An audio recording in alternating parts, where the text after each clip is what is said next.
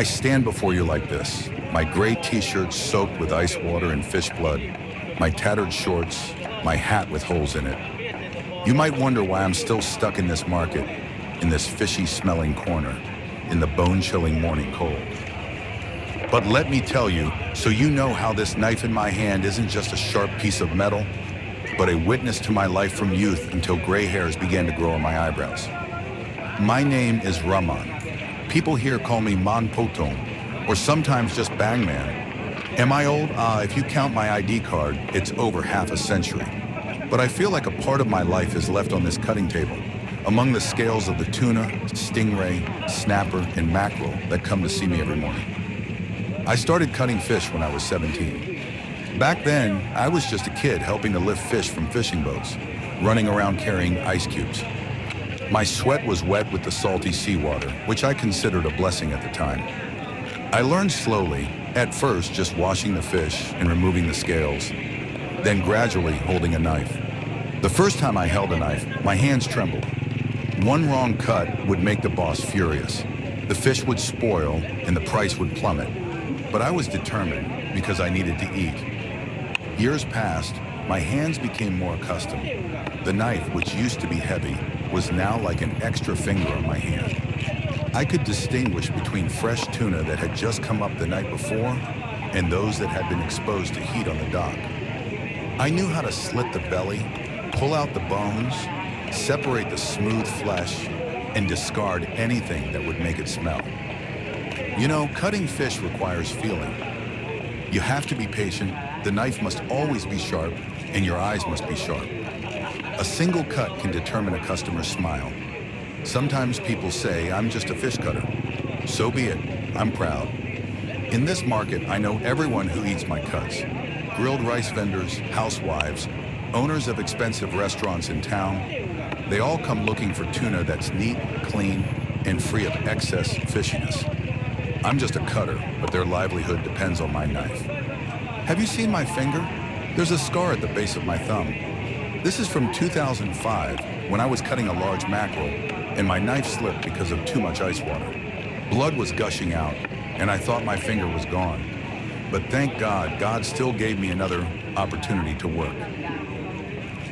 At home, my children all go to school under this fishy smell. One already works in an office, the other is still studying in the city. Sometimes they're embarrassed. Their father is a fish cutter in a wet market. But I tell them, if you eat well at the boarding house, remember the rice comes from your father's fishy fish. Now they're starting to understand. Sometimes they come home and help me carry ice, even if only for a short time. What I miss most is the sea. When I was young, on my days off, I'd also go out on a fishing boat.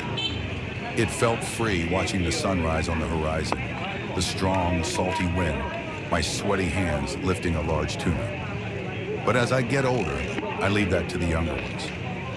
My job is here now, the knife, the table, and the fish. Do you want to know why I stay here, even though the market is getting quieter, losing out to the supermarket? Because here I feel alive. Every morning I'm greeted by the sound of birds, the cries of vegetable vendors, the laughter of women haggling over prices. Here I can still chat with many people, hear village news, fishermen's gossip, stories of small decks. If you're in a supermarket, where's the sound? Everything was silent behind the cold neon lights. So that's my story.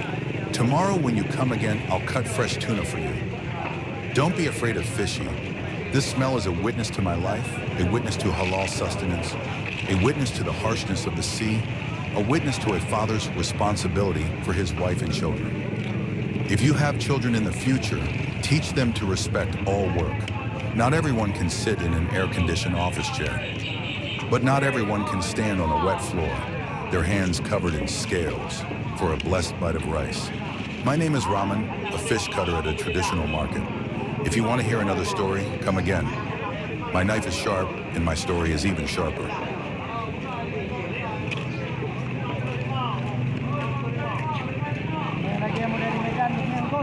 Nghe không? Cái bàn beda gì nhỉ? Anak kokoh benar? Oh, iya. Oh, tidak ada. Ha.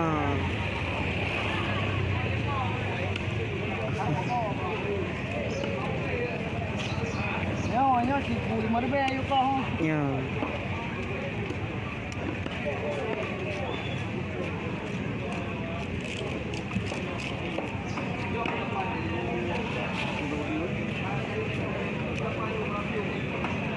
Awak kan punya musuh muge bang, punya ibu belah awak kan mengkilo ada kali muka-muka yang. Yang ni mungkin. Ha. Mungkin yang ada kau. Oh, mana?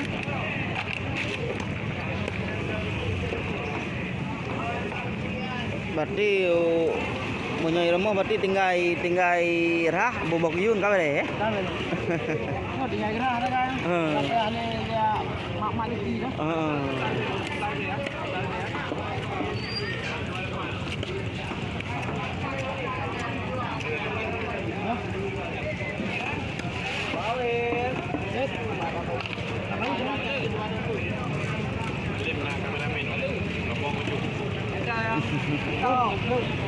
Dia bunga sambung, hanya tadi dia dulu. Ya, nak tahu. Ya, apa buah? Sambung dah ada, habis dia dah ada.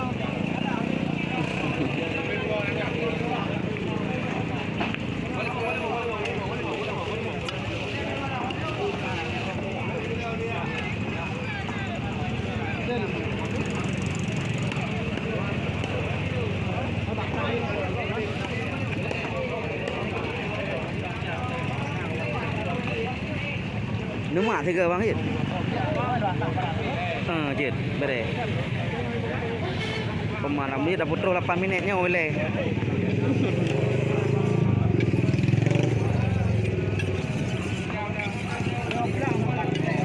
Dah putus 8 minit lagi. Oh mah je kan baik mesti hero nak nabu. 7 minit baru. 7 minit. 7 minit. Kau yang dia. 7 minit tu. 7 minit tu. Ya, dia minit tu. Oh.